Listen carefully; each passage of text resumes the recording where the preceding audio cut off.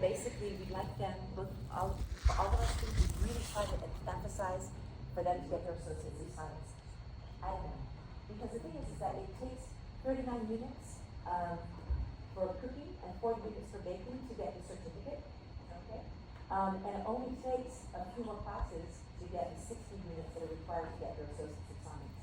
But the difference between having that associates of science and not having it is huge. I mean, the doors that are open to you because you have that associates of science degree is just incomparable. It's really just so beneficial.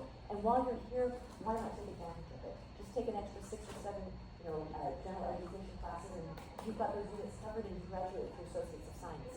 The other thing that we offer in the Culinary Arts and Restaurant Management program is an associates of science transfer degree. And this is very special because most programs don't have this. I worked very hard for this one. And this enables our students in the Culinary Arts Restaurant Management program to graduate with their associates of science degree, but it's a transfer, which enables them to transfer as juniors directly into hospitality management programs. So they can graduate when they finish here. They finish their 2 delicious years, and they go to Cal State East Bay, or they go to San Francisco State, or Sacramento State, or any 4-year college that has a hospitality program of any type. And they graduate moving right as juniors, and then they just have to take another 2 years, and they have their bachelor's of science.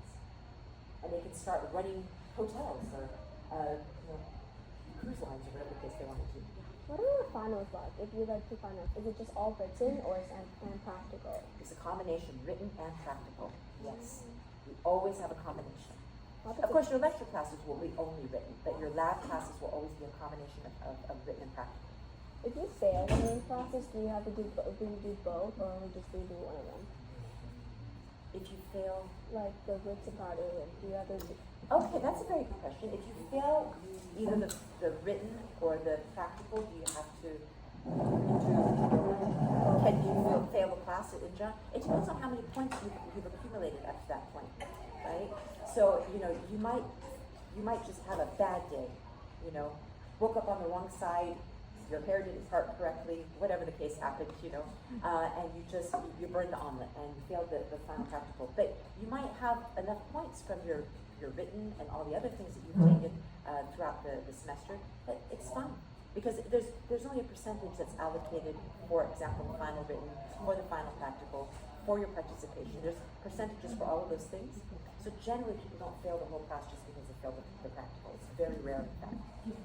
Unless they've been failing everything up to that point, in which case, okay, well, there you go.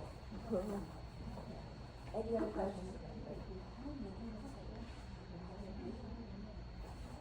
What's your name? I am Chef Chantal Martin, and I am an instructor here. I'm also the department chair. So I chair and if you're interested, I give you my. And also, if you look, our website. Thank you so much. Our website is. I spent a lot of time. I will say this. To get that thing really updated and very informative for you. My contact information is right on the website. You can see all of our programs. You can see all of the classes that are required for each program. For each of the certificates that we've got. You can see a lot of pictures of our students and their work, and testimonials from our graduates, and information about the Bistro. And if you're interested in dining at the Bistro, there's information about that as well. So lots of information on the website. So please do check it out and kind of cruise around and have fun with that.